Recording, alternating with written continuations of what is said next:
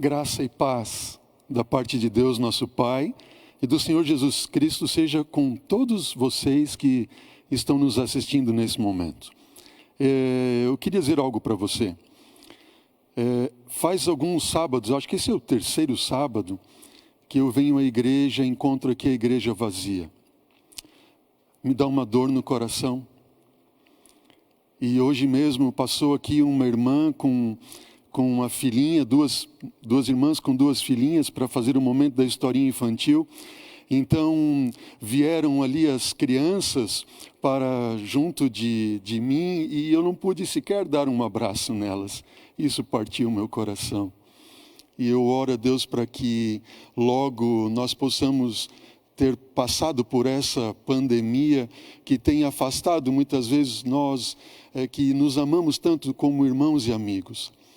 Mas, de alguma forma, eu também fico feliz nesta manhã, porque tem muitas pessoas que estão nos assistindo que talvez não viriam aqui no templo físico. E eu recebi uma mensagem, agora pouco antes de subir aqui à frente, de um amigo meu, um ancião da igreja, o Walter diz assim, pastor, tenho vizinhos meus aqui que estão assistindo agora o programa. E eu quero agradecer você, Jaime, Cris, por estarem acompanhando essa mensagem. Deus tem uma mensagem para vocês nesta manhã. E eu fico muito grato que vocês estão aqui acompanhando conosco também o programa. E aproveitando, eu quero também agradecer que os meus vizinhos estão assistindo. Muitos deles ali, nós estendemos o convite. E eu lembro da Juliana, que eu pude dar uma olhadinha ali, o Rodrigo, a Taziana, também o Adão, o Lauro, a Priscila e outros que já são amigos e como irmãos nesse lugar tão gostoso que nós estamos morando aí, já este é o 6º ano. É muito gostoso e muito bom saber que vocês estão nos assistindo. Queridos, nós temos um estudo para fazer nesta manhã e para aqueles que não têm acompanhado, nós estamos apresentando aqui uma mensagem relacionada à graça. Uma série de temas intitulado Preciosa Graça. Esse é o 3º tema da série.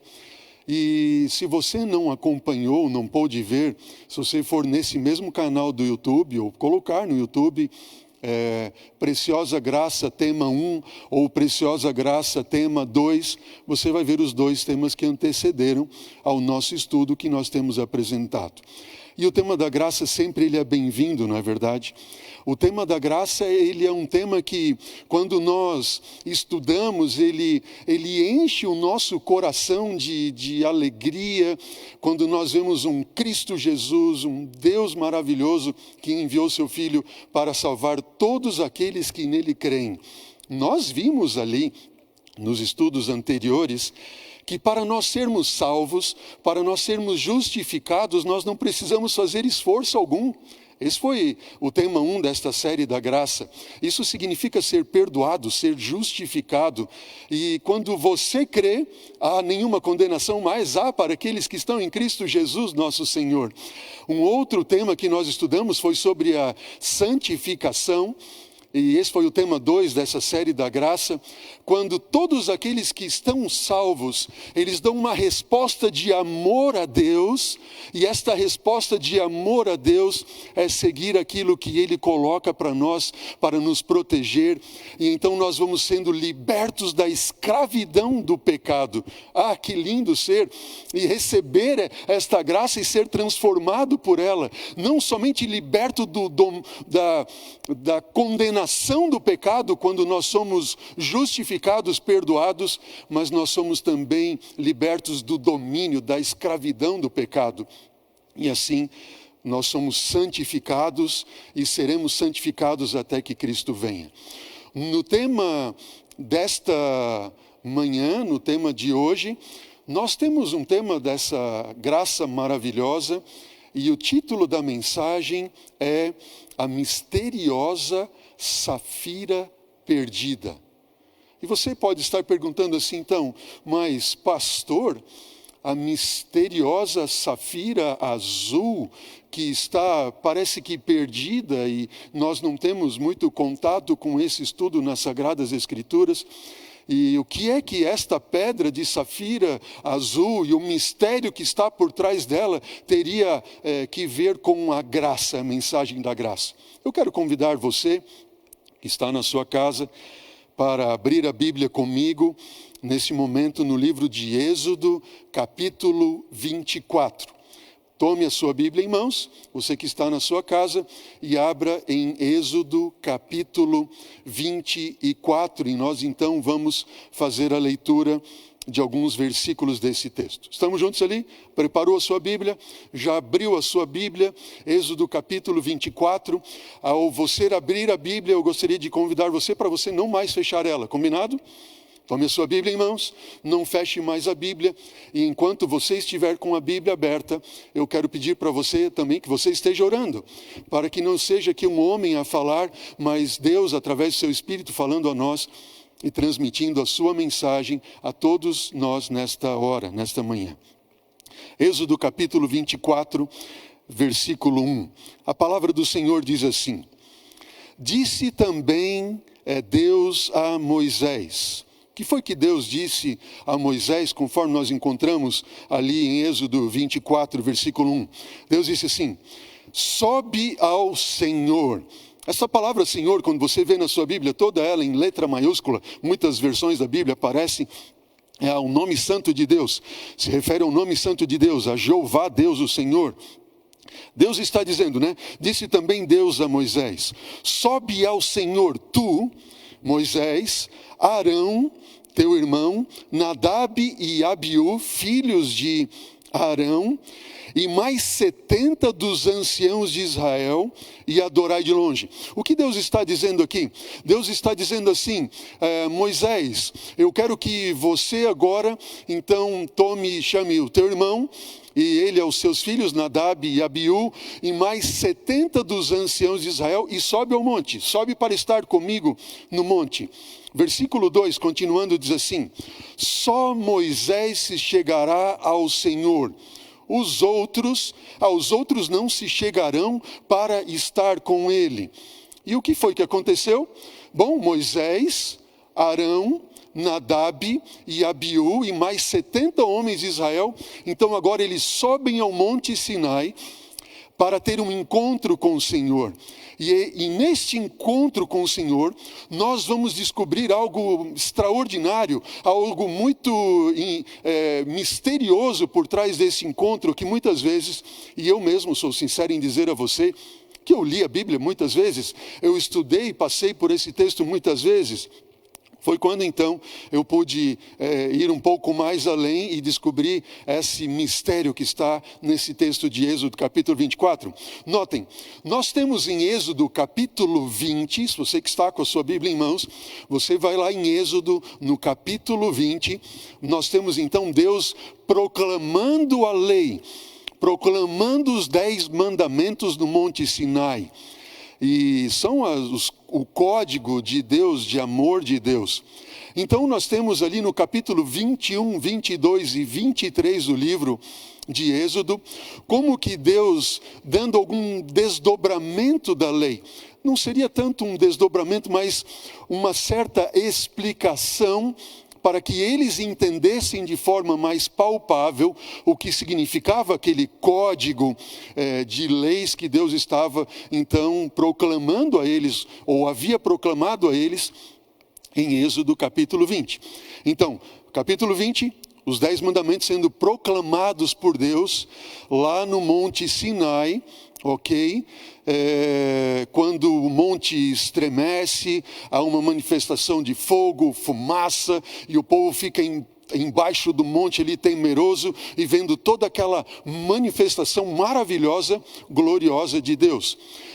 Esse mesmo texto que nós encontramos em Êxodo no capítulo 20, você vai acompanhar ele uma repetição dele no livro de Deuteronômio, capítulo 4, 5 e 6, que é o mesmo momento, a repetição do mesmo evento, só que em livros diferentes da Bíblia. E eles se somam, eles nos ajudam a ter uma compreensão maior daquilo que Deus tem para nos mostrar e para nos revelar. No entanto, quando nós chegamos em Êxodo capítulo 24, Deus então chama Moisés e diz: Moisés, eu quero que você suba agora ao monte, mas você não vai sozinho, você vai com mais 73 homens, você vai com Arão, Nadab, Abiú, mais 70 anciãos de Israel, e eu tenho algo a revelar para você. E eu quero agora convidar você para, junto comigo, ler o que está escrito a partir do versículo 9 deste mesmo capítulo 24 de Êxodo.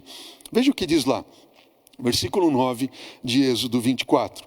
Diz assim: e subiram Moisés, Arão e Nadab e Abiú, e 70 dos anciãos de Israel, e eles viram o Deus de Israel, sob cujos pés havia uma como pavimentação de pedra de safira, que se parecia com o céu na sua claridade. E ele, Deus, não estendeu a mão sobre os escolhidos de Israel, porém, eles viram a Deus, e eles comeram, e eles beberam ali. Deus estava como que chamando eles para fazer uma revelação maravilhosa de si mesmo. O interessante que nós vemos e que nós acabamos de ler no versículo 10, é que quando eles subiram, eles viram a Deus. E a palavra do Senhor diz que sob os pés de Deus, havia como que uma pavimentação de quê? De pedra de safira. E essa pavimentação de pedra de safira, ela tinha a aparência do céu na sua claridade. Qual é a aparência do céu na sua claridade? Bom, eu não sei a cidade em que você está hoje, mas na minha cidade hoje, quando eu acordei e eu abri as cortinas do meu quarto, eu vi o céu na sua claridade. Na verdade, eu vi o céu clareando hoje. E quando ele está na sua claridade, nesse momento é tão lindo de ver aquele céu azul maravilhoso. E hoje, na minha cidade, aqui em Curitiba, de onde estamos falando, não há uma nuvem sequer no céu. E Deus, eu até orei por isso e pedi: ó Senhor, quando eu apresentar esse tema para a igreja e apresentar para aqueles que terão oportunidade de nos assistir, dá essa oportunidade, onde quer que estejam ali, alguns possam ver o céu na sua claridade, um céu azul, um céu lindo, um céu maravilhoso, como esse que nós estamos contemplando hoje aqui na minha cidade, em Curitiba. Mas essa pedra de safira que estava debaixo dos pés de Deus, será que há alguma revelação especial, algo importante relacionado a essa pedra de safira de cor azul na Bíblia? Eu fui ao Google, e ao ir ao Google eu comecei então a fazer uma pesquisa sobre pedra de safira. Eu descobri algumas coisas bastante interessantes, viu? Eu percebi que dentre as pedras preciosas, a safira, especialmente a safira de coloração azul, está entre as mais preciosas e mais caras de todas as pedras preciosas. E então eu fui ali e comecei a pesquisar de pedras de safira azul, e eu encontrei esta que é uma das pedras de safira azul mais importantes ou mais valiosas para a história. Ela, na verdade, não tem um valor que possa ser dado a ela. Essa pedra está na coroa da rainha Elizabeth II, ok? E ela é do 15º século, da nossa era, da Era Comum. E eu continuei pesquisando ali outras pedras de safira, e eu descobri esse anelzinho aqui. Vejam bem, Logan Sapphire, 423 quilates. Ele vale em torno de 5 milhões de dólares, o equivalente a mais ou menos 27 milhões e meio de reais. Você consegue calcular isso? 27 milhões e meio de reais é um bom dinheiro, não é verdade? Imagine você aí que está noiva. Ok? Eu sei que eu estou falando algumas aqui que estão noivas, não é verdade? Imagine se o seu noivo chegasse para você e ao pedir você em casamento lhe desse agora um anelzinho desse, 27 milhões e meio de reais. Assim é uma coisa simples, só uma bagatela, não é verdade? Mas eu vi outras pedras de safira tão valiosas como esta, como por exemplo, esse richelieu, esse parzinho de brincos de richelieu de 8 milhões e meio de dólares, cerca de 47 milhões de reais. Uau, 47 milhões de reais. Imagine este agora, que é um anelzinho Burmese, ok? Que foi encontrado e está na cidade de Burmese, 7 milhões de dólares ou 38 milhões e meio de reais. Bom, até o ano retrasado, este colar que você está agora vendo na sua tela, é o Bluebell, o colar Bluebell, 17 milhões e meio de dólares, o equivalente a quase 100 milhões de reais. Este anel Bluebell, ou melhor, esse colar Bluebell, era até então, 2 anos atrás, mais ou menos, aquela pedra de safira mais valiosa em todo o mundo.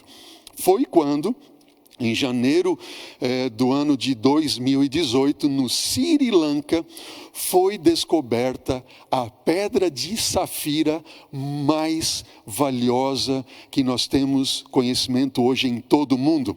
E você pode ver agora na tela essa pedra de safira chamada Estrela de Adão. 1.404 quilates. Alguém aí pode dar um lance para essa pedra de safira? Quanto que você acha que vale essa pedra?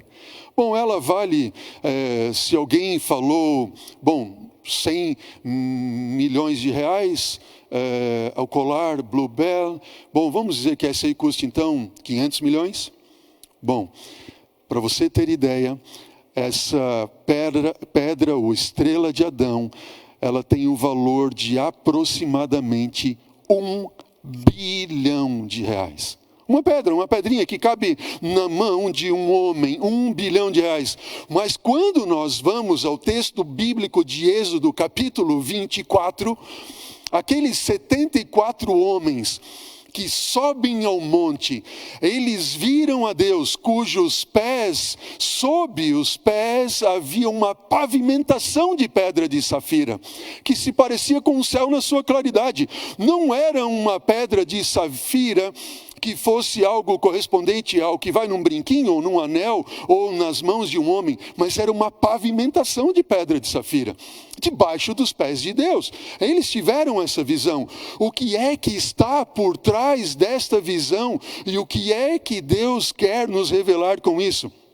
Bom, nós temos um outro livro da Bíblia, que é o livro de Ezequiel.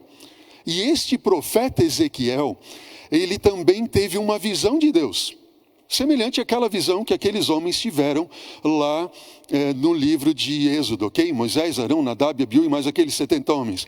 Ezequiel também teve uma visão de Deus, e uma visão em que ele viu algo semelhante àquilo que Moisés e aqueles homens haviam visto.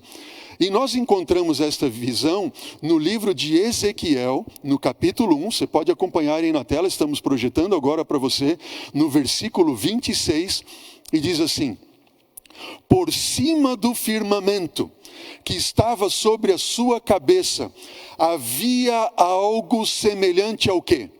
A um trono, não é verdade? Assim diz o texto bíblico. E esse trono, ele era como uma safira. E sobre esta espécie de trono estava sentada uma figura semelhante a um homem. No capítulo 10 do mesmo livro de Ezequiel, completando essa visão, nós vimos que Ezequiel, ele diz assim: eu olhei e eis que no firmamento que estava por cima da cabeça dos querubins, notem, querubins, apareceu sobre eles como uma pedra de safira, semelhando a forma de quê? Bom, semelhando a forma de um trono. Note bem, querido amigo, querido irmão que nos assiste nesse momento, a revelação que nós temos aqui então, de acordo com as Sagradas Escrituras, não é conforme eu acho, conforme eu penso, ou conforme eu gostaria que fosse, mas é segundo aquilo que Deus nos tem revelado na sua palavra, o trono de Deus. Deus tem um trono, sim, e Ele se revela a nós através desse trono, e este trono, ele é feito de safira. A Bíblia revela isso para nós, que o trono de Deus, ele é de safira, e essa safira não é uma safira qualquer, ela tem coloração azul. Então, primeira lição, primeiro ensinamento que Deus quer dar a nós hoje, é que o trono de Deus é feito de safira, cuja coloração é azul. Ou seja, azul na Bíblia tem que ver com o trono de Deus. Tranquilo até aqui? Agora eu quero convidar você para voltar comigo à Bíblia. Você que está com a Bíblia aberta, em Êxodo capítulo 24, volte os teus olhos comigo à Bíblia, em Êxodo capítulo 24. Se você chegou aí agora e está agora começando a ver o nosso programa, essa mensagem, tome a sua Bíblia ou abra no seu dispositivo eletrônico, no seu celular, em Êxodo capítulo 24. E eu quero convidar você para nós irmos novamente ao versículo 9, ok? Vamos ler juntos ali, a partir do versículo 9. Diz assim: e subiram Moisés e Arão e Nadab e Abiú e 70 dos anciãos de Israel. E viram Deus de Israel, sob cujos pés havia como uma pavimentação de pedra de safira, que se parecia com o céu na sua claridade. Ele, Deus, não estendeu a mão sobre os escolhidos dos filhos de Israel, porém eles viram a Deus e comeram e beberam, se alegraram. Versículo 12 agora. Continue lendo comigo. Versículo 12. Diz assim: então disse o Senhor a Moisés: sobe a mim, Moisés, venha até mim. Venha até o monte, sobe ao monte e fica lá. E a palavra do Senhor diz: e eu dar-te-ei as tábuas de pedra, e a lei e os mandamentos que escrevi para os ensinardes. Notem, Deus então diz assim: Moisés, os homens ficam onde eles estão, você vem até a mim, e eu vou te dar as tábuas de pedra, e os mandamentos, e os estatutos, conforme eu tenho te dado para você apresentar ao povo. Que mandamentos são esses? São os mandamentos que Deus pronunciou em Êxodo no capítulo 20, e agora então ele vai escrever em tábuas de pedra, conforme nós lemos aqui. Você pode acompanhar na tela agora esse texto e ver um detalhe muito interessante comigo. Veja, você pode ver na sua Bíblia ou na tela nesse momento. O versículo 12 diz o quê? Então disse o Senhor a Moisés: sobe a mim ao monte e fica lá, dar-te-ei tábuas o quê? De pedra, e as leis e os mandamentos que eu escrevi para os ensinardes. Note bem, querido amigo, querido irmão que nos assiste nesse momento, na versão bíblica que nós temos em português diz: eu vou te dar as tábuas de pedra. E quando diz eu vou te dar tábuas de pedra, na nossa mente, eu pelo menos sempre entendi que essas tábuas que Deus estava para dar a Moisés de pedra eram tábuas do Monte Sinai.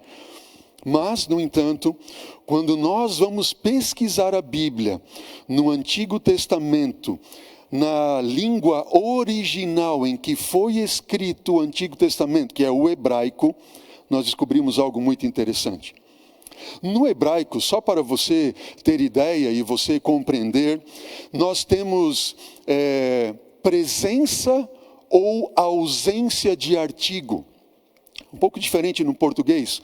Por exemplo, no português nós temos artigo definido e nós temos também artigo indefinido, ok? Já no hebraico não. No hebraico nós temos a presença de artigo ou a ausência de artigo. O que significa? Toda vez que há presença de artigo no hebraico, significa que o artigo é definido. Quando não há presença de artigo e então temos ausência de artigo, significa que aquele substantivo ele é indefinido.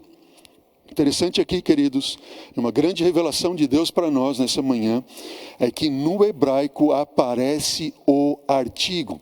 O que significa isso? Quando Moisés sobe ao monte, ok?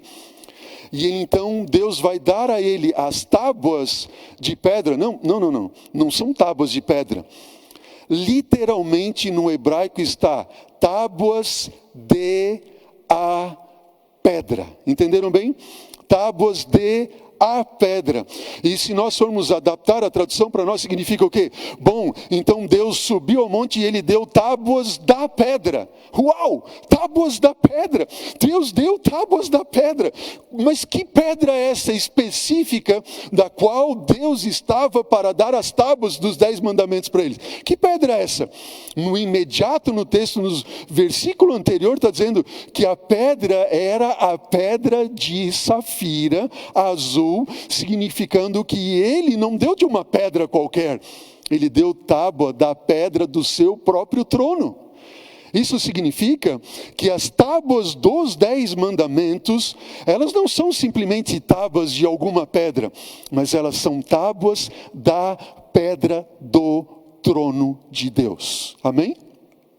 Uau!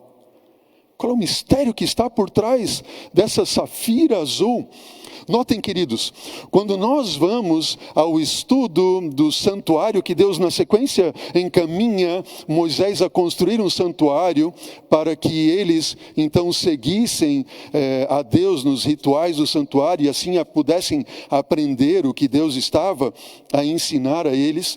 Deus ordenou, e eu quero convidar você agora para abrir a Bíblia, virar algumas páginas um pouco à frente da sua Bíblia. Ok? Em Êxodo ainda, no capítulo, no livro de Êxodo, no capítulo 31, versículo 16. Acompanhe comigo lá. Êxodo capítulo 31, versículo 16. Olha o que diz.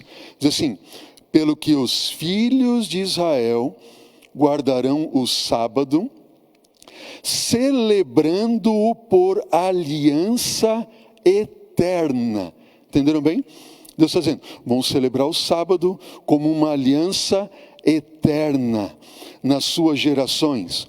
Entre mim e os filhos de Israel é sinal para sempre, porque em 6 dias fez o Senhor os céus e a terra, e ao 7º dia Deus descansou e ele tomou alento. E tendo acabado de falar com ele no monte Sinai, deu Deus a Moisés as 2 tábuas do testemunho. Notem, aqui há um nome para essas tábuas, as tábuas do testemunho. Tábuas de pedra, ou da pedra, escritas pelo próprio dedo de Deus. Querido amigo, irmão que está nos assistindo nesse momento, nós temos aqui uma revelação muito significativa de Deus. Primeiro, talvez alguns estejam pensando assim, tudo bem, pastor, Deus falou que o sábado, ele é uma aliança perpétua entre Deus e os filhos de Israel. Isso não tem nada a ver conosco hoje. Isso é coisa do povo de Israel. Mas este mesmo texto bíblico que nós acabamos de ler, nos revela, no versículo 17 do livro de Êxodo, capítulo 31, que é um sinal para os filhos de Israel, porque Deus fez os céus e a terra, e ao 7º dia descansou e tomou alento. Quando nós abrimos a Bíblia lá em Gênesis capítulo 2, versículo 1, diz, e havendo Deus terminado no 6º dia a sua obra, que como Deus, como Criador fizera, ele abençoou o 7º dia, e ele descansou no 7º dia de toda a obra que ele tinha feito, e ele santificou o 7º dia. Ou seja, o 7º dia não é um dia que Deus deu para o povo de Israel somente. Aqui nesse texto está dizendo que Deus deu o 7º dia para Adão na criação, porque Deus fez, porque Deus criou. E quando Deus vai agora e dá para Adão, quando Deus dá para Eva o 7º dia, é para que eles a cada ciclo semanal se lembrassem de quem ou a quem eles pertenciam. Eles pertenciam a Deus, eles pertenciam a esse Deus que era criador de todas as coisas. E Deus agora, Ele quer relembrar Adão e Eva, ou melhor dizendo, perdão, Deus agora quer relembrar ao povo de Israel aquilo que Ele havia dado a Adão e Eva, de que eles pertenciam a Deus. E nos 10 mandamentos, em Êxodo capítulo 20, Deus diz assim: eu sou o Senhor teu Deus que te tirei da casa do Egito, da casa da servidão. Eu sou o Deus de vocês. Entenderam bem? É uma revelação de quem ou a quem nós pertencemos. Interessante que no capítulo 32 de Êxodo, quando nós acompanhamos ali, e você pode ver comigo, Êxodo capítulo 32, nós temos ali aquele episódio muito triste de quando porque Moisés demora de descer do monte, então eles pedem a Arão que fizesse um bezerro de fundição. Lembram dessa história ali? Então eles fazem um ídolo, não é verdade? E eles quebram a lei que Deus havia dado para eles no capítulo 20. Que Deus havia pronunciado a eles no capítulo 20. Que Deus agora tinha escrito em tábuas da pedra do seu próprio trono, que Ele esculpiu ali e entregou para Moisés. E quando Moisés agora vai descer ao monte, e Moisés vê o povo transgredindo, Moisés então pega aquelas 2 tábuas de pedra e ele lança por sobre os filhos de Israel. Imagine! E as tábuas se quebram, porque aquelas tábuas, na verdade, elas representavam um contrato, uma aliança de Deus com o seu povo. E não é que Deus quebrou a aliança, mas o povo agora havia quebrado a aliança e transgredido as suas leis. É como se eu fizesse um contrato com você, e você não cumpre a sua parte do contrato, e eu pego o contrato agora e faço o quê? Eu rasgo o contrato. Acabou o contrato, não tem mais contrato. Moisés quebrou as tábuas. Eles quebraram um pacto com Deus. Que pacto era esse? Imagine que Moisés então se lança aos pés de Deus e diz: Senhor, por favor, perdoa o teu povo, senão risca o meu nome do livro da vida, a minha vida pela vida do povo, é o teu povo. Nós saímos do Egito pelo teu poder, nós saímos do Egito pelo sangue do Cordeiro, que foi passado na ombreira das portas das casas. Aliás, nós nessa semana começamos a semana santa que nós tanto conhecemos e todos os anos como cristãos nós celebramos.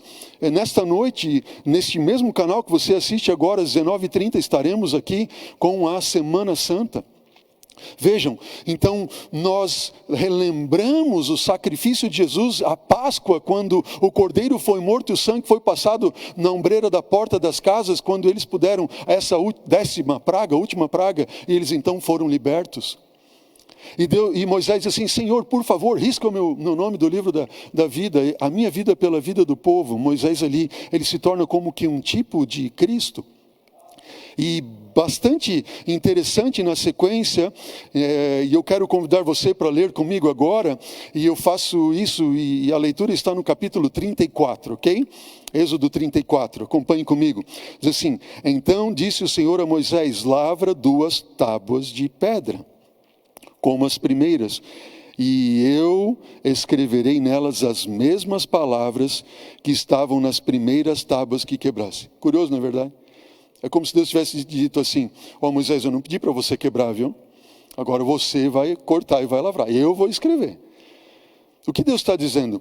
Deus está revelando, Deus está mostrando que muito embora eles tivessem quebrado a aliança, quebrado a lei, Deus estava estendendo para eles o quê? Uma nova oportunidade. Versículo 2 do capítulo 34 diz o quê? Diz assim: prepara-te para amanhã, para que subas pela manhã ao monte Sinai e ali te apresentes no cimo do monte. Ninguém suba contigo, ninguém apareça em todo o monte, nem ainda ovelhas nem gado apacentem de fronte dele. Versículo 4, Êxodo 34. Bom, lavrou, pois, Moisés as 2 tábuas de pedra como as primeiras, e levantando-se pela manhã de madrugada, ele subiu ao monte Sinai, como o Senhor lhe havia ordenado, levando nas mãos as 2 tábuas de pedra. E tendo o Senhor descido na nuvem, esteve ali junto dele, e o Senhor proclamou o seu próprio nome, e passando o Senhor por diante dele, clamou: Senhor, Senhor, Jeová, Jeová, Deus compassivo, Deus clemente, Deus longânimo, e grande em misericórdia e fidelidade, que guarda a misericórdia até 1000 gerações, e ele perdoa o Avon, e perdoa a Pechá, e perdoa o Ratá. Ainda que não inocenta o culpado, e visita a iniquidade dos pais nos filhos, e dos filhos, até a 3ª e 4ª geração. Imediatamente curvando-se Moisés para com a terra, o adorou, e disse: Senhor, se agora achei o quê? Achei graça aos teus olhos, segue em nosso meio, porque esse povo é de dura serviço. Perdoa a nossa iniquidade, perdoa os nossos pecados e toma-nos por tua herança. Note, querido amigo que nos assiste, talvez você esteja se perguntando: peraí, André, pastor André, por que quando eu li ali, perdoa a iniquidade, o pecado e a iniquidade, você leu, perdoa o Avon, a Pechá e o Ratá? Avon, Pechá e Ratá são 3 palavras que significam, número 1, a sua e a minha natureza pecaminosa. Nós nascemos em pecado com uma vida tortuosa, Avon. Pechá significam aqueles pecados de rebelião. Eu sei que eu estou errado, são pecados intencionais. E Ratá são pecados que eu cometi sem querer. São pecados incondicionais. Eu não quis cometer aquele pecado, mas eu cometi aquele pecado. Não importa se é a nossa natureza, não importa se são pecados intencionais ou não intencionais, nós podemos ter o perdão dos nossos pecados pela graça de Deus, amém? E essa graça é demonstrada através do sangue do Cordeiro de Deus, que morreu para tirar os pecados do mundo. Quantas vezes eu fui à igreja quando era criança? Eu nem sempre fui dessa denominação, eu nem sempre fui um adventista do 7º dia, eu venho de uma religião, e eu posso falar aqui, meus parentes todos são católicos, meus primos são, meus tios são, meus avós eram de parte de pai e de mãe, a família toda de origem do catolicismo. E quantas vezes eu ia à igreja, eu achava tão lindo aquilo, na minha cidade, em Blumenau, a catedral tem cerca de 3.000 lugares, um pouco mais ali, e de repente o sacerdote lá da frente começava dizendo: eis o Cordeiro de Deus que tira o pecado do mundo, tende piedade de nós. A igreja toda dizia, podia cair uma agulha no chão, você podia ouvir, tão lindo. E quando eu era criança e ouvia essa mensagem, eis o Cordeiro de Deus que vinha tirar o pecado, eu não entendia. Mas o Cordeiro é a graça que nos é estendida. Eu convido você, depois desse estudo, entrar aí mesmo, pesquisar no YouTube, Preciosa Graça, tema 1 e 2. Assista, você vai entender em mais detalhes o significado dessas palavras que nós vimos aqui. Notem, queridos, eu quero que você atente para isso com grande afinco, com o seu coração, e entenda o que Deus está nos revelando. Número 1, Deus está nos revelando que os 10 mandamentos do Senhor, Ele não deu a nós por tábuas de qualquer pedra, mas há um simbolismo por trás. Ele nos dá da pedra do seu próprio trono, certo? Número 2, estas leis, mesmo que nós venhamos a transgredir a elas, entenderam bem? Deus, Ele nos estende a lei, Ele mantém a lei, Ele não anula a lei, mas junto com ela Ele estende a graça. E esta graça que Ele estende não é para que eu ou você continuemos pecando ou em pecado. A graça é para nos libertar da condenação do pecado tema 2 que nós estudamos aqui da preciosa graça é para nos libertar também do domínio e escravidão do pecado, mas não para nós vivermos em pecado, em transgressão aberta à lei de Deus. Essas tábuas de pedra que Deus havia dado a Moisés, Deus colocou elas dentro de um lugar especial lá no tabernáculo. Eu quero pedir ao Duda aqui que me ajude, Duda, por gentileza. Essas tábuas de pedra que Deus deu ali a Moisés, e as segundas tábuas que Moisés teve que lavrar, Deus colocou e pediu para que Moisés colocasse dentro do tabernáculo. E nós temos ali o lugar santíssimo no tabernáculo.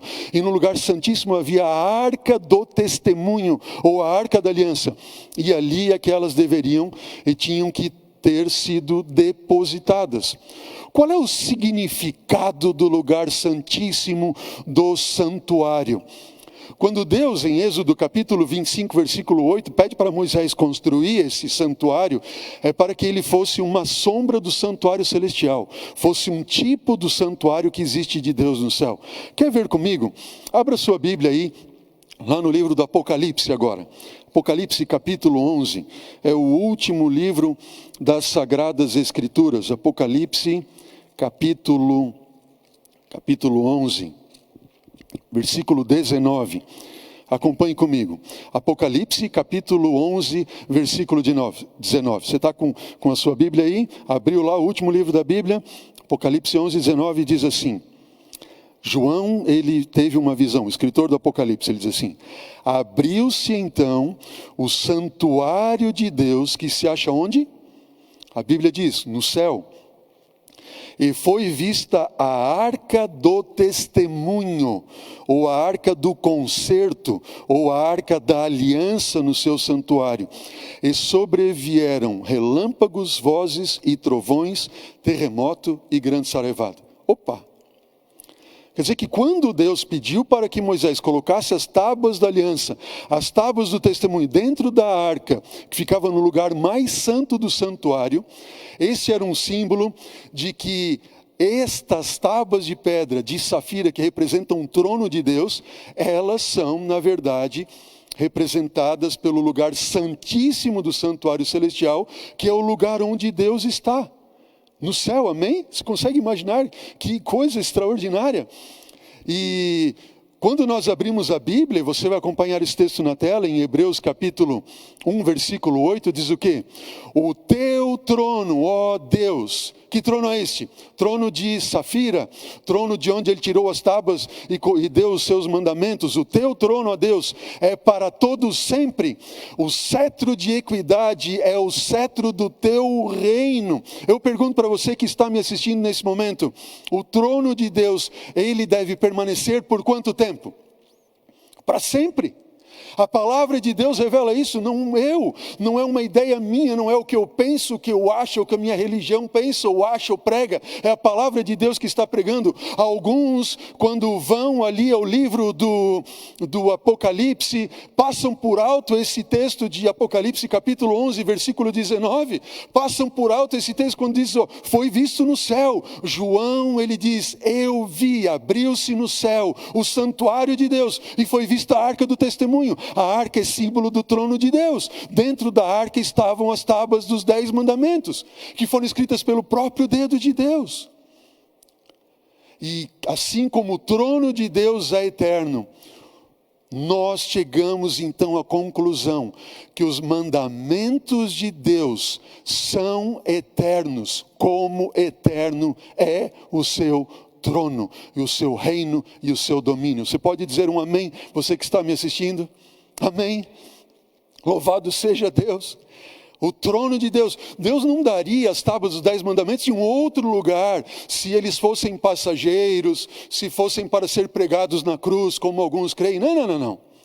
Deus diz lá em Malaquias o quê? Deus diz, eu sou Deus, e Deus não muda. Eu sou um Deus que não muda. Jesus, quando esteve conosco, ele diz, e nós temos relatado ali em Mateus capítulo 5, versículo 17 e 18, não penseis que eu vim, Jesus está dizendo para os apóstolos ali, e para aqueles que estavam com ele no Sermão do Monte, Ele diz assim: não pensem que eu vim revogar a lei aos profetas. Não. Eu não vim para revogar a lei. Eu vim para fazer o quê? Eu vim para cumprir. Porque em verdade vos digo que até que o céu e a terra passem, nem um i ou um tio jamais passará até que tudo se cumpra. Oh, querido amigo, querido irmão, Jesus não veio para abolir ou para mudar, ele veio para cumprir. E alguns dizem assim: não, então se Jesus veio para cumprir, eu não preciso cumprir, porque ele veio cumprir em meu lugar. Espera aí, se este é o caso, pense comigo se isto realmente faz sentido. Se Jesus veio cumprir a lei no meu lugar, e como alguns dizem, bom, se Jesus cumpriu, eu não preciso mais cumprir porque ele cumpriu no meu lugar, isso significa que eu posso adulterar então. Faz sentido isso? Isso significa então que eu posso desonrar o meu pai e a minha mãe. Eu não preciso mais honrar o meu pai e minha mãe, porque é o mandamento que diz: honra teu pai e tua mãe. Isso significa que eu posso matar. Isso significa que eu posso furtar. Isso significa que eu posso cobiçar as coisas do próximo e a mulher do próximo e tudo que o próximo tem. Isso significa então que eu posso me tornar um idólatra, porque o primeiro mandamento diz: não terás outros deuses diante de mim. Não há algum ou qualquer questionamento sobre qualquer um desses mandamentos dos 10 mandamentos da lei de Deus. Mas um mandamento, um somente, que é questionado. Que mandamento é esse? O mandamento do sábado. Lembra-te do dia do sábado. Sabe o que é curioso? Eu estava lendo as notícias nesta semana, e vocês e todos nós temos acompanhado aí as notícias, talvez como nunca, não é verdade?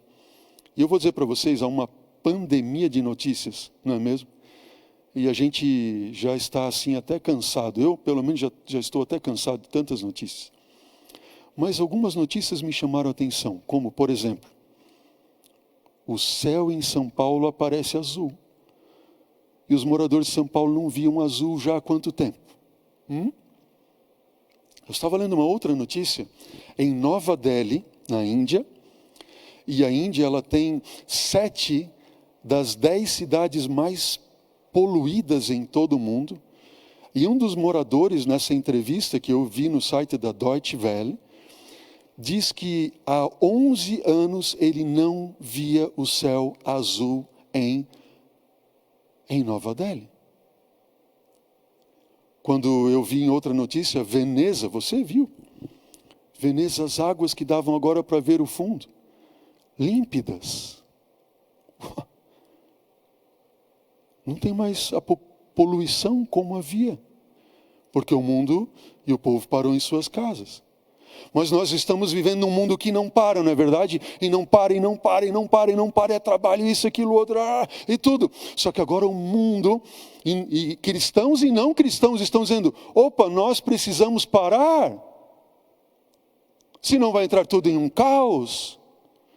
Só que Deus já havia deixado na sua palavra previamente, desde os dias de Adão. Desde os dias de Adão. O 7º dia vocês parem, a terra precisa respirar. Quando nós vemos depois no povo de Israel, Deus vai e mostra aquilo que ele já havia certamente revelado. Lógico que agora num contexto de pecado, que a cada ciclo de 7 anos, 1 ano era para ser o ano de descanso.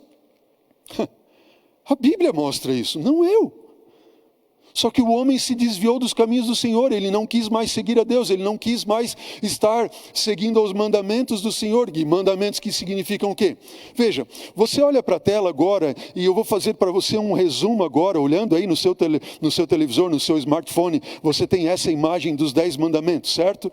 E nessa imagem dos 10 mandamentos, que você pode acompanhar aí agora de forma resumida, diz ali o mandamento número 1, não terás outros deuses diante de mim. Mandamento número 2, não farás para ti imagem de escultura. O 3º mandamento, não tomarás o nome do Senhor teu Deus em vão. O 4º mandamento, lembra-te do dia de sábado para o santificar. Honra teu pai e tua mãe. 5º, não matarás, não adulterarás, não furtarás, não dirás falso testemunho, não cobiçarás. O que é que nós temos aqui? Se eu tivesse ou pudesse tomar os 10 preceitos da lei de Deus e resumi-los em 2 preceitos, o que eu teria? Abre a Bíblia comigo. Vamos comigo. Eu faço questão de não colocar esse texto para você ver na tela, mas eu queria que você abrisse a sua Bíblia. Mateus capítulo 22. Vamos lá, Evangelho segundo São Mateus. Evangelho segundo São Mateus, capítulo 22. E olha o que diz a palavra do Senhor, não eu. Palavras do próprio Cristo Jesus. Independentemente do seu credo, da sua religião, da sua crença, essas palavras de Mateus são as mesmas para a Bíblia de um católico, de um evangélico, enfim, de todos. Mateus capítulo 22, no versículo 34. Olha o que diz ali.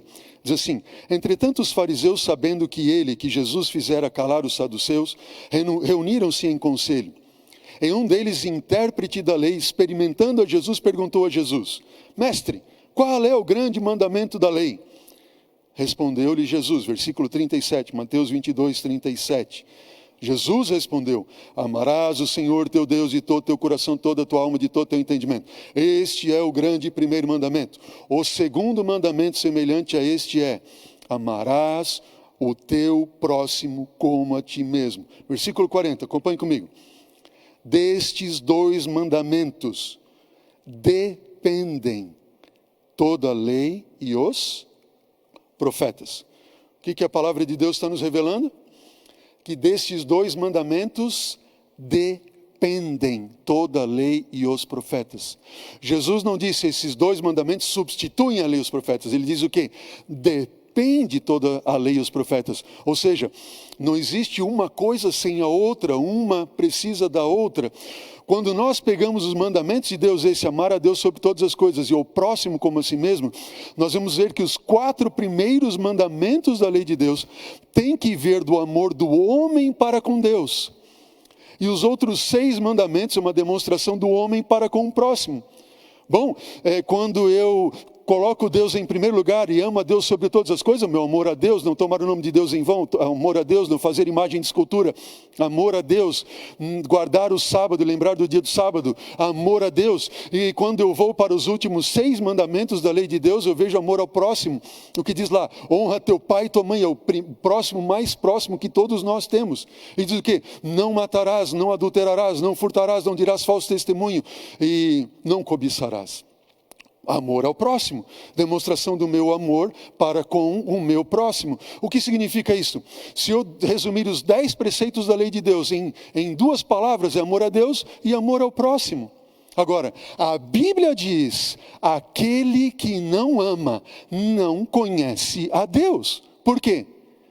Que diz lá em 1 João capítulo 2, versículo 4. Versículo 8, perdão. Capítulo 4, versículo 8. Porque Deus é amor. Entenderam bem? Aquele que não ama não conhece a Deus, porque Deus é amor. Como assim? Significa que os 10 mandamentos da lei do Senhor, e agora eu quero que você chegue bem perto de mim aqui, e pense comigo, os 10 preceitos, resumidos em 2 palavras, amor a Deus e amor ao próximo. Se eu for resumir em uma palavra, amor. Mas 1 João 4, versículo 8 diz, aquele que não ama não conhece a Deus, porque Deus é amor. Entendeu bem a ideia? Deus é amor. Sabe o que isso significa, querido? Que quando Deus tira do seu próprio trono, pedra de safira do seu trono, estende a Moisés, com os seus mandamentos, 10 mandamentos, ele está estendendo o seu amor. Ele está estendendo aquilo que ele é. Um reflexo daquilo que ele é. Deus é amor. Não é preso, ou não está preso, quem guarda a lei. Preso é quem não guarda a lei, porque quem mata, ele pode ser preso, e porque não guardou a lei. Quem roubou pode ser preso. Quem adulterou fica preso com a sua consciência e o peso de consciência. Agora, aqueles que guardam a lei de amor de Deus, eles estão livres. Livres até mesmo para quebrar a lei. Aquele que não ama não conhece a Deus, Deus é amor. E quando Paulo fala para nós lá em Coríntios, capítulo 10, versículo de 1 a 4, referindo-se ao povo de Israel, ele diz o quê? Ora, irmãos, não quero que ignoreis o que vossos pais estiveram sob a nuvem, e todos passaram pelo mar, tendo todos sido batizados pelo mar vermelho, quando eles passam o mar, assim como na nuvem, como no mar a respeito de Moisés. Veja, os versículos seguintes dizem o quê? Todos eles comeram de um só manjar espiritual e beberam da mesma fonte espiritual, porque eles bebiam de uma pedra espiritual que os seguia. E esta pedra era quem? A pedra era Cristo. Quando o povo de Israel está no deserto, eles estão seguindo uma pedra espiritual, e esta pedra é Cristo, é a pedra. Esta pedra que significa e simboliza o seu trono, sabe o que significa? Que a misteriosa safira azul da Bíblia mostra que os mandamentos de Deus foram esculpidos pela pedra que é Cristo, da pedra que é o seu próprio trono. E agora sim eu entendo aquilo que Paulo diz em Romanos capítulo 10, versículo 4, porque o fim da lei é quem? O fim da lei é Cristo. Não é que Cristo aboliu a lei, ou que a lei acabou com Cristo Jesus. Não, absolutamente. Cristo é a culminação da lei. Cristo é o máximo de tudo aquilo que Deus poderia revelar acerca da lei. Isso significa que Cristo é a própria encarnação da lei, que é o seu trono, que é o seu próprio caráter. E quando você escolhe seguir a Jesus, é o mesmo que escolher obedecê-lo. Amém? Falo para alguém que ama Jesus, que quer seguir a Jesus. Eu tenho certeza que você ama Jesus, quer seguir a Jesus. Porque se assim não fosse, você não estava assistindo agora esta mensagem de Deus para você. Agora entenda, seguir a Jesus é o mesmo que obedecê-lo. Eles, o povo de Israel, seguiam uma pedra. Essa pedra era o próprio Cristo Jesus. Eu quero deixar com vocês a última revelação de Deus para esta manhã. Quando nós abrimos a Bíblia no livro de Números, eu vou colocar na tela para nós ganharmos tempo agora, Números 15, 37 a 40, diz assim: Disse o Senhor a Moisés: fala aos filhos de Israel e dize-lhes que nos cantos das suas vestes façam borlas pelas suas gerações, e as borlas em cada canto, presas por um cordão de que cor? De um cordão azul. Qual é o significado de azul na Bíblia? Azul da cor do céu, tem que ver com o trono de Deus, que significa o seu amor, o seu caráter e a sua graça, o seu perdão. Deus está dizendo: olha, filhos de Israel, quando vocês fizerem suas vestes, suas túnicas, eu não sei o que é ter o andar de túnica. Na verdade, como pastor, a gente veste as túnicas, que são as túnicas para batismo, quando nós temos cerimônias batismais. Isso é uma analogia interessante, que você que é mulher pode compreender melhor do que qualquer homem. O que isso significa? Notem, na sequência do texto, e você pode acompanhar o texto, diz o que em Números? E as borlas estarão ali. Borlas de que cor? Azul. Para que vendo-as vos lembreis de quê? De todos os mandamentos do Senhor, para vocês cumprirem os mandamentos do Senhor, e não seguirem os desejos do vosso coração, nem dos vossos olhos, após os quais andais adulterando, para que vos lembreis de todos os mandamentos e os cumprais, para que vocês sejam o quê? Para que vocês sejam santos, diz o Senhor. Entenda, Deus diz assim: costura nas borlas da veste um cordão azul, para que vocês se lembrem da lei de Deus, do seu trono, do seu caráter, do seu amor. O que isso significa? Significa que qualquer passo, qualquer passo que um filho de Israel fosse dar, jamais iria além da lei, porque eles estavam circunspectos ou circunscritos àquele cordão azul que significava e exemplificava a lei de Deus. Entendeu bem? E dentro desse fechamento, dessa ideia que Deus quer nos revelar, a última ideia, você pode lembrar também daquela mulher com fluxo de sangue que nós encontramos ali, e ela vai no meio da multidão. Nós temos isso em Marcos capítulo 5, e ela toca na orla da veste de Jesus, e a hemorragia dela, sua doença foi estancada. Nós vivemos hoje num tempo de doença, de medo, de insegurança, do que fazer, e se nós seguirmos a Jesus, Se nós seguirmos sua palavra, se nós seguirmos o seu amor revelado a nós, Ele vai nos dar cura, mas não cura somente temporal, cura eterna. Agora haveria um poder, diz a Bíblia em Daniel capítulo 7, versículo 25, esse poder que é representado ali por um chifre pequeno, também pela besta de Apocalipse 13, ele viria mudar os tempos e a lei de Deus. Esse problema, esse poder já estava profetizado na Bíblia. Mudaria os tempos e a lei de Deus. A lei de Deus em relação ao tempo e a adoração a Deus. Quando nós vamos ao livro do Apocalipse, capítulo 17, esse é o último texto que eu convido você a abrir nesta manhã. Apocalipse 17. Novamente vamos ao livro do Apocalipse. Nós vamos ver uma revelação interessante deste poder. Apocalipse capítulo 17, versículo 1 diz assim: Veio um dos 7 anjos que tem as 7 taças e falou comigo dizendo: Vem, mostrar-te-ei o julgamento da grande meretriz que se acha sentada sobre muitas águas. Uma meretriz é uma mulher, essa mulher é uma prostituta. Mulher na Bíblia é símbolo da igreja. Uma igreja que prostituiu, que adulterou, que mudou. E com quem, versículo 2, se prostituíram os reis da terra e com o vinho da sua devassidão foram que embebedaram os que habitam sobre a terra. Ou seja, aqueles que estão na terra tomaram do vinho desta mulher, desta igreja, que mudou os tempos e a lei de Deus. E as pessoas beberam desse vinho, e alguém que bebe vinho fica bêbado, ele não consegue discernir entre o certo e o errado, ele não consegue falar coisa com coisa.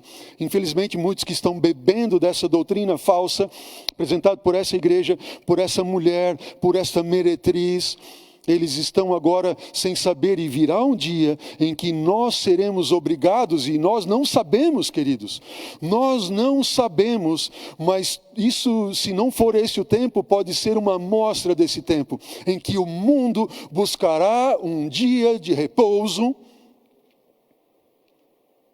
que nós estamos vendo o que está acontecendo.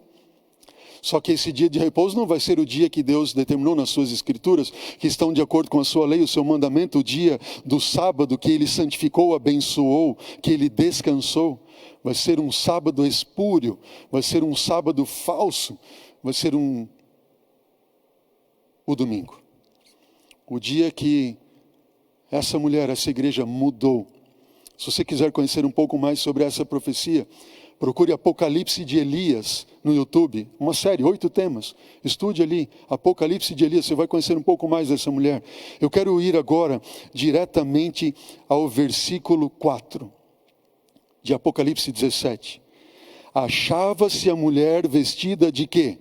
De púrpura e vestida de escarlata, adornada de pedras preciosas de ouro, e tinha na sua mão um cálice transbordante de abominações e com as imundícias da sua prostituição. Como é que estava essa mulher? Ela estava vestida de púrpura, de escarlata. Ela tinha pedras preciosas e ouro. E ela tinha um cálice na mão. Uma igreja que tem um cálice, ergue um cálice de abominações, da imundícia da sua prostituição. De onde vêm essas características dessa mulher? Púrpura escarlata. Vamos dizer assim, um tom de lilás escuro, de vermelho, cor de sangue, de ouro, de pedras preciosas. De onde vem isso? Para nós entendermos o livro do Apocalipse, nós temos que ir ao Antigo Testamento. Olha o que diz o livro de Êxodo 39, 1 e 2. Diz assim: a respeito das vestes sacerdotais, Moisés deveria fazer também um vestido sacerdotal de tecido azul, púrpura e carmesim, tons de vermelho ou escarlata. As vestes deviam ser finamente tecidas para ministrar no santuário. E também fizeram as vestes sagradas para Arão, como sumo sacerdote, como o Senhor havia ordenado a Moisés. E o que mais diz? E estas vestes, elas tinham o quê? Ouro, tecido azul, púrpura, carmesim e linho fino torcido. Opa! O que eu tenho aqui? As vestes do sumo sacerdote e daquela mulher meretriz prostituta, elas têm alguma semelhança, sim ou não? Bom, vamos pensar comigo. No sumo sacerdote havia púrpura e na mulher também havia púrpura. Nas vestimentas sacerdotais havia escarlata e a mulher havia escarlata. No sacerdote havia ouro e na mulher havia ouro. Mas no sacerdote tinha uma cor que não tinha na vestimenta da mulher meretriz. Que cor era esta? Azul. E qual é o símbolo do azul? Azul é símbolo do trono de Deus, que significa a sua lei, que é o seu caráter, que é o seu amor, estendido a nós em forma de graça e misericórdia, para nos salvar e nos redimir pelo sangue do seu Filho amado Jesus. Amém? Interessante que no livro de Levítico, capítulo 21, diz que se uma filha de um sacerdote se desonra prostituindo-se, profana seu pai, ela deveria ser o quê? Queimada. E esta mulher que diz ser uma sacerdotisa, porque ela veste vestimentas sacerdotais. O sacerdote no Antigo Testamento era um mediador. Só que quando vem Jesus, a palavra do Senhor diz que a partir de agora só existe um mediador entre Deus e os homens. Quem é ele? Cristo Jesus, homem, não um outro mediador. Só que esta igreja, que adulterou os mandamentos de Deus, que mudou a lei do Senhor, que mudou o tempo de adoração do sábado para o domingo, ela também diz que tem o poder de mediar através dos seus sacerdotes. Não mais Jesus é o único mediador, mas através dos seus sacerdotes ela diz haver condição e poder para mediar. E através daqueles que morreram também se tornam mediadores. Você está entendendo o que Deus está querendo nos revelar aqui? E esta mulher, representando esta igreja, diz que o povo de Deus deve se retirar dela, porque os juízos cairão sobre ela, os flagelos de Deus cairão sobre ela. O livro do Apocalipse diz que ela será queimada. Oh, queridos, a lei do Senhor, a bênção na lei de Deus, amém? O salmista diz, a lei do Senhor é perfeita e restaura a alma, a lei do Senhor é fiel e dá sabedoria aos simples, a lei do Senhor alegra o coração, a lei do Senhor, ela ilumina os olhos, a lei do Senhor, ela permanece para todo sempre, ela é mais desejável que o ouro, a grande recompensa para aqueles que amam a lei. Feliz o homem que não anda segundo o conselho dos ímpios, nem se assenta à ronda dos escarnecedores, mas o prazer dele está na lei do Senhor, e na lei de Deus ele medita dia e noite, diz o salmista no Salmo 1. Paulo, ele diz em Romanos capítulo 7, versículo 7, que diremos, pois? É a lei pecado? Não, de modo nenhum, mas eu não teria conhecido o pecado senão por intermédio da lei. Pois eu não teria conhecido a cobiça se a lei não tivesse dito, não cobiçarás. Jesus falou e não eu. Lá em João capítulo 14, versículo 15. Se vocês me amam, vocês vão fazer o quê? Vocês vão guardar os meus mandamentos. Que é símbolo do meu trono, que é o reflexo do meu caráter, que significa aquilo que eu sou, amor. Agora, aquele que diz que conhece a Deus e não guarda os seus mandamentos, ele é o quê? Ele é mentiroso. E nele não está a verdade. Falo para alguém que guarda todos os mandamentos da lei de Deus, menos um. Você não mata, não rouba, não adultera, não cobiça, busca não dizer falso testemunho. Lógico que nós cometemos pecados. Ninguém jamais será perfeito, absolutamente. Mas o tema da graça revela isso. Que muito embora nós possamos vir a pecar, o pecado será um resvalar de pé, um cair sem querer. E Deus continuará nos dando, estendendo a sua graça pelo seu Espírito para nós não errarmos. Mas o pecado premeditado, rebelião, ele vai te excluir da presença de Deus. Se você quer continuar no erro, Deus não pode fazer nada por você. Aquele que é mentiroso, que não guarda a lei do Senhor, ele deixa de ser filho de Deus para ser filho daquele que é o pai da mentira. Oh querido, fala o seu coração nessa manhã, nesse tempo de crise mundial, que se nós seguirmos ao Senhor, não por seguir a sua lei, mas seguir o seu amor, confiar na sua graça, nós estaremos guardados por Ele, nós estaremos protegidos por Ele. João, ele diz assim, nós sabemos que o temos conhecido aí, por isso, se nós guardamos os seus mandamentos. O salmista diz assim, grande paz tem aqueles que amam a tua lei, para eles não há tropeço, Salmo 119, versículo 105, e por conseguinte, disse Paulo, Novo Testamento, Paulo disse o quê? A lei é santa, o mandamento é santo, justo e bom. Paulo não disse a lei é caduca, ela já ultrapassada e não serve para mais nada. Ele disse, a lei é santa, é justa, é boa. Se guardardes os meus mandamentos e permanecerdes e permanecereis no meu amor. Oh, queridos, eu termino com essa imagem. Subiram Moisés, Arão, Nadab e Abiú. E eles viram o Deus de Israel, sob cujos pés havia uma compavimentação de pedra de safira, que se parecia com o céu na sua claridade. Olha para mim, querido, em nome de Jesus, olha para mim agora. Quando você olhar para o céu de hoje em diante, o céu terá um outro significado para a sua vida, amém? O céu terá um outro significado para a sua vida.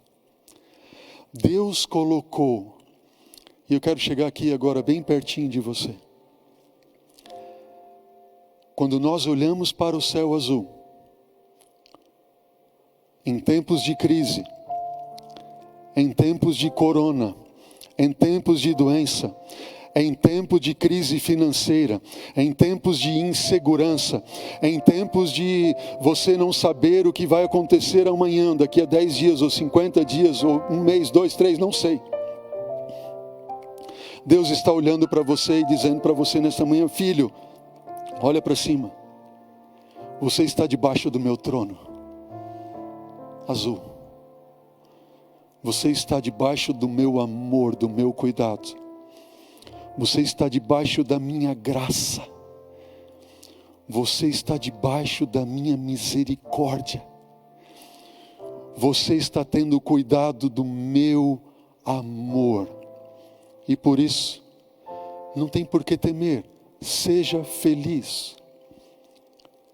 Podem vir tormentas, podem vir destruições, podem vir problemas, insegurança, medo, mas você não tem por que temer.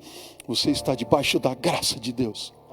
Olha para o céu azul e veja um Deus revelando o seu amor através da sua graça para você. Nesses dias cheios de confusão, nessas noites de tristeza e dor, quando toda a nação em angústia está,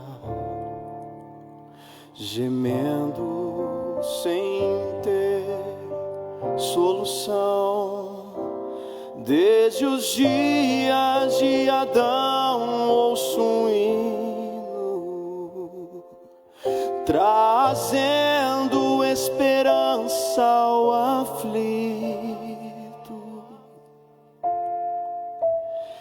Seu clamor Deus ouviu e o resgate por Jesus pago foi, ser feliz, ó, ser então feliz, feliz. Cada erro que tu cometeste foi pago pela graça de Deus, o Senhor. Ser então feliz, feliz.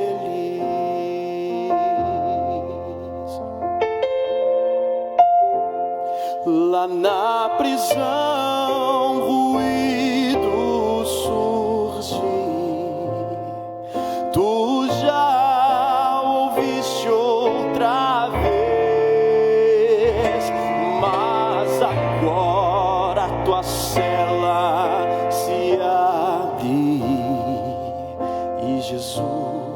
esperando estar.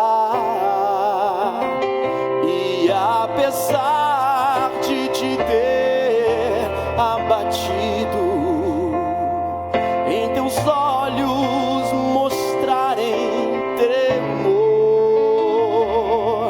vem Jesus com ternura e te abraça e diz: com amor ser feliz. Ó, ser então feliz, feliz. Cada erro que tu cometeste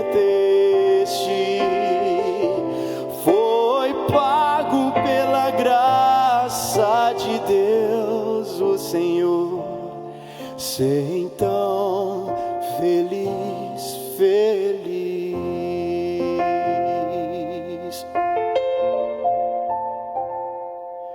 Tu deves ser como um farol na tormenta,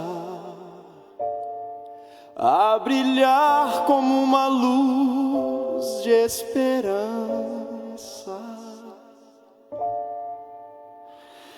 um abrigo aos desesperados, que da morte em fuga estão. Problemas sempre encontrarás para resolver. A vitória, no entanto, terás.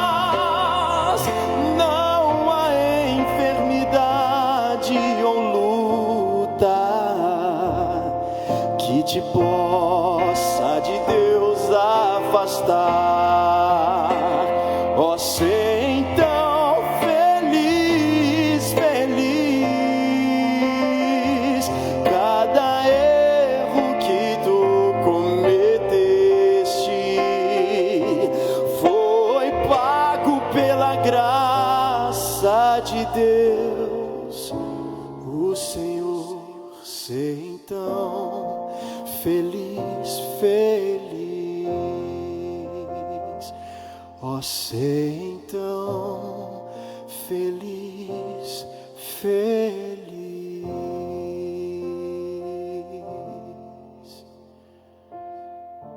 Amém. Ore comigo. Querido Deus, que essa mensagem, Pai, esteja gravada no coração de todos os que acompanharam e assistiram. Certos de que, mesmo em meio às tribulações, a tormenta, o perigo, a espada, a fome, a nudez ou a pestilência, nós não temos por que temer, porque o Senhor é por nós. Basta olharmos para cima, Senhor, e vermos que estamos debaixo do Teu trono. O Senhor tem tudo sob o controle. Estamos debaixo da Tua graça, do Teu amor, da Tua misericórdia, que se renova a cada manhã sobre as nossas vidas. Ó Deus, dá-nos o Teu Espírito para que vivamos de acordo com aquilo que o Senhor nos tem colocado, para estarmos protegidos, guardados e por fim ouvirmos a última palavra que será dada, que será do Senhor. Venha, Filho bendito, habita na posse do reino que te está preparado desde a fundação do mundo. Dá-nos, Senhor Deus, esta graça. E durante esse tempo de tribulação, dá-nos a certeza de que estamos contigo, que o Senhor está conosco e jamais nos abandonará. É o que eu te peço sobre todo, Senhor, em nome de Jesus. Amém.